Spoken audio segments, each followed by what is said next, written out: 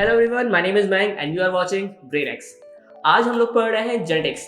Last chapter में, last video में हमने जेनेटिक्स की बेसिक्स टर्मिनोलॉजी देख ली थी, जेनेटिक्स का बेसिक्स हमने देख लिया था। और आज जो हम टॉपिक लेने वाले हैं that is the Mendel's law of inheritance. तो मेंडल्स लॉ ऑफ इनहेरिटेंस को पढ़ने के पहले हमें ये पता होना चाहिए कि भाई मेंडल साहब थे कौन। So Gregor Johann Mendel, he is also known as the father of genetics. Gregor Johann Mendel is also known as the father of genetics. ये थे कौन बेटा? So he was an Austrian mathematician. कौन थे? वो ऑस्ट्रिया के थे और मैथमेटिशियन थे। साथ ही साथ क्या थे?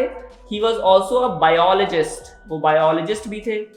और जब वो ये एक्सपेरिमेंट कर रहे थे बेटा, he was working as a monk. Alright, इन्होंने किसके ऊपर काम किया? So he worked on garden pea. Garden pea जो हम लोग मटर खाते हैं, है ना। और गार्डन पी का साइंटिफिक नेम क्या है? It is known as the Pisum sativum. उन्होंने पाइसम सटाइवम के ऊपर ऑलमोस्ट 7 years कंटिन्यूसली काम किया और अपने एक्सपेरिमेंट्स के रिजल्ट्स के बेसिस पे उसके अकॉर्डिंग उन्होंने एक लॉ दिया जिसे हम लोग लॉ ऑफ इनहेरिटेंस के नाम से जानते हैं। Under law of inheritance he also propose 3 different laws which were law of dominance, law of segregation and law of independent assortment। चलिए, अब बात यह आती है कि मेंडल साहब ने पाइसम सटाइवम ही क्यों यूज किया, पाइसम गार्डन पी को ही क्यों यूज किया, क्यों as a experiment material choose किया? तो इसके कई सारे रीजंस थे। First of all the reason, it produces large number of seeds. जो गार्डन पी होता है वो जब भी पॉलिनेट करता है तो लार्ज नंबर ऑफ सीड्स का प्रोडक्शन करता है। उसके बाद इसका लाइफ साइकिल बहुत छोटा है बेटा, ये एक सीजन में ही अपना लाइफ साइकिल कंप्लीट कर लेता है। तो आप एक साल में एक से ज्यादा बार सेम प्लांट पर एक्सपेरिमेंट कर सकते हैं। ऑल्सो इनके पास मेनी डिस्टिंक्ट ऑल्टरनेटिव ट्रेट्स हैं। ट्रेट्स और कैरेक्टर्स हमने लास्ट वीडियो में पढ़ रखा है और ये कौन कौन से ऑल्टरनेटिव ट्रेट्स उन्होंने चूज किए थे ये भी हम आगे पढ़ेंगे, ठीक है। और क्या, Pisum sativum is a self pollinating flower. ये सेल्फ पॉलिनेटिंग है, तो इसमें कहीं बाहर से आए हुए पॉलन का फर्टिलाइजेशन होना मुमकिन नहीं है। सो जो भी हमें प्लांट मिलेंगे it will always be true breeding plants, it will be pure line और ट्रू ब्रीडिंग प्लांट्स। और क्योंकि ये सेल्फ पॉलिनेटिंग है तो इसे आर्टिफिशियली क्रॉस पॉलिनेट करके प्योर हाइब्रिड बनाना आसान है, ओके। तो और जो हाइब्रिड जो बनते हैं that are always fertile. So these are the few reasons जिसकी वजह से उन्होंने पी प्लांट को चूज किया था।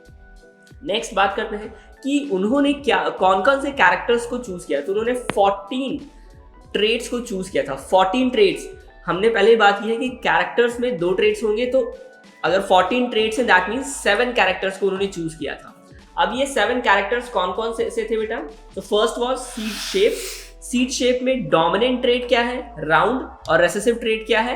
रिंकल्ड। सीड का कलर, डोमिनेंट ट्रेट क्या है? येलो। रेसेसिव ट्रेट क्या है? ग्रीन।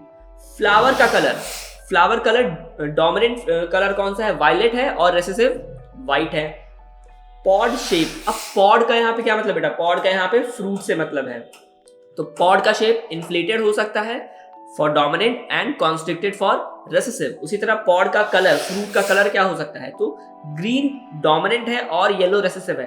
बेटा इन दोनों में बहुत बच्चे कंफ्यूज होते हैं, सीड का कलर और पॉड का कलर। सीड का कलर डोमिनेंट येलो है लेकिन पॉड का कलर डोमिनेंट ग्रीन है, कंफ्यूज मत होना। नेक्स्ट इज फ्लावर का position, it should be axial for dominant and recessive for terminal. अब एक्सियल क्या होता है? किसी भी ब्रांच का जो बिल्कुल एपेक्स वाला जो पार्ट होता है दैट इज एक्सियल, जो टॉप पार्ट होता है दैट इज द एक्सियल, और कहीं से ब्रांच निकल रही है उसके बीच से कोई फ्लावर या लीफ निकल रहा है that is terminal. Now second is the stem height, अगर वो टॉल है then that is the dominant trait and dwarf is the recessive trait, okay. अब आगे बढ़ते हैं। अब हम लोग देखेंगे मेंडल साहब ने 2 एक्सपेरिमेंट किए थे basically. One was the monohybrid segregation and the second one was the dihybrid segregation. पहले देखते हैं बेटा मोनोहाइब्रिड सेग्रीगेशन।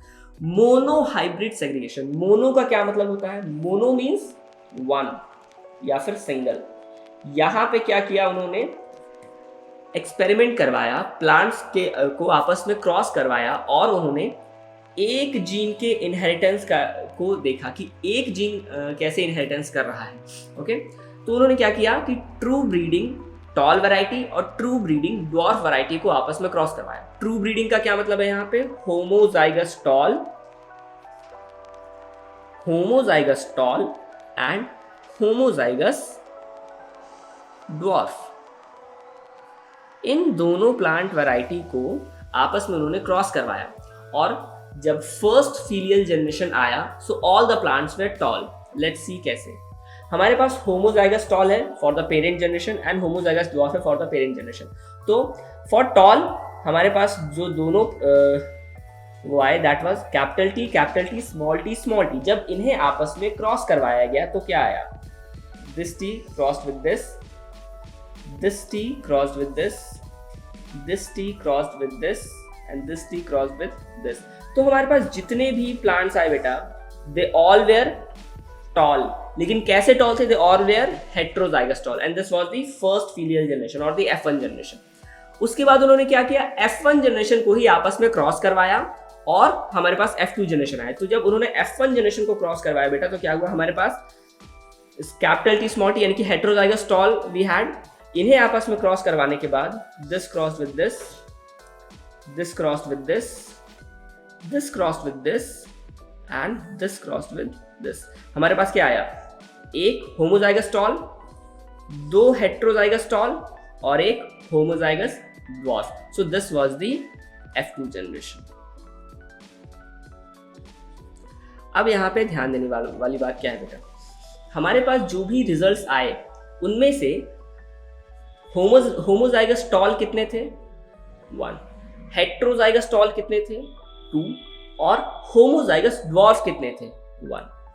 इनमें से सारे टॉल कितने थे, तो हमारे पास 3 टॉल थे और 1 ड्वार्फ था। तो अगर हम इसमें से रेशियो निकालें तो सबसे पहले हम लोग फिनोटाइपिक रेशियो अगर हम निकालते हैं, फिनोटाइप और जीनोटाइप क्या होता है ये हमने लास्ट वीडियो में देख रखा है। आपको अगर नहीं पता है तो आप प्लीज लास्ट वीडियो को प्लीज चेकआउट करें। सो अगर फिनोटाइपिक रेशियो निकाले तो हम लोग मॉर्फोलॉजी देखते हैं कि वो टॉल है या वो ड्वार्फ है। तो हमारे पास टोटल 4 प्रोडक्ट आए थे, 4 प्लांट्स आए थे, उनमें से 3 प्लांट्स टॉल थे और 1 प्लांट ड्वार्फ था। तो हमारा फिनोटाइपिक रेशियो क्या हो जाएगा बेटा, 3:1। और वहीं जीनोटाइप की बात करें तो जेनेटिक उसकी बात करें बेटा तो हमारे पास 1 होमोजाइगस टॉल है, 2 हेट्रोजाइगस टॉल है और 1 होमोजाइगस ड्वार्फ है। तो हमारे पास जीनोटाइपिक रेशियो क्या हो जाएगा, 1:2:1। ठीक है, तो फिनोटाइपिक रेशियो और जीनोटाइपिक रेशियो में कोई डाउट नहीं है। आगे बढ़ते हैं। अब इनसे उन्होंने कंक्लूजन क्या निकाला भाई, तो पहला कंक्लूजन तो यही था कि जीन्स या जो ट्रेट्स हैं वो टॉलनेस या ड्वार्फनेस को कंट्रोल करते हैं। इससे उन्होंने लॉ ऑफ डोमिनेंस बताया। Law of dominance, dominant alleles and recessive alleles, ये हमने लास्ट वीडियो में पढ़ रखा है।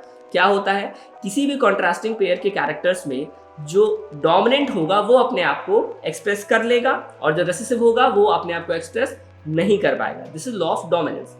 और उन्होंने क्या बताया, उन्होंने बेटा बताया लॉ ऑफ सेग्रीगेशन। अब लॉ ऑफ सेग्रीगेशन क्या होता है बेटा, कि किसी भी पेयर ऑफ फैक्टर में अगर 2 मेंबर है, कोई भी एक जीन अगर हम लोग मान लेते हैं, फॉर एग्जांपल हाइट के लिए अगर हमारे पास जीन टी है तो टॉल के लिए it will be capital T, small के लिए it will be small T.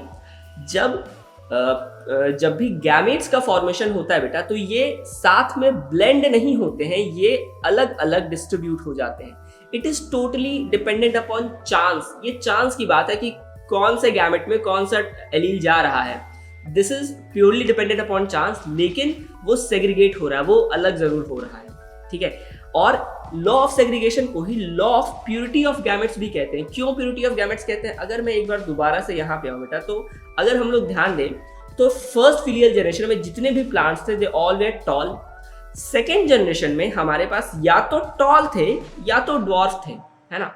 कोई भी एक भी ऐसा प्लांट नहीं मिला जिसका हाइट मिडिल हो, है ना ही वो टॉल हो ना ही वो ड्वार्फ हो, वो बीच का हो, ऐसा कोई भी प्लांट नहीं मिला।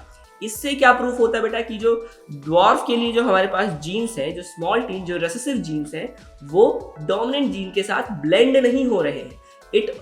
वो अपना इंडिविजुअल जो रिप्रेजेंटेशन है वो अभी भी मेंटेन किए हुए हैं। जब उसे एक और रेसेसिव एलील मिला तब जाके वो उसने अपने आप को एक्सप्रेस किया और एक ड्वार्फ प्लांट बनाया, लेकिन वो ब्लेंड नहीं हुआ। That is why it is also known as the law of purity. So this was all about monohybrid segregation. If you have any doubt, you can ask in the comment section. This was Mayank. Thank you for watching.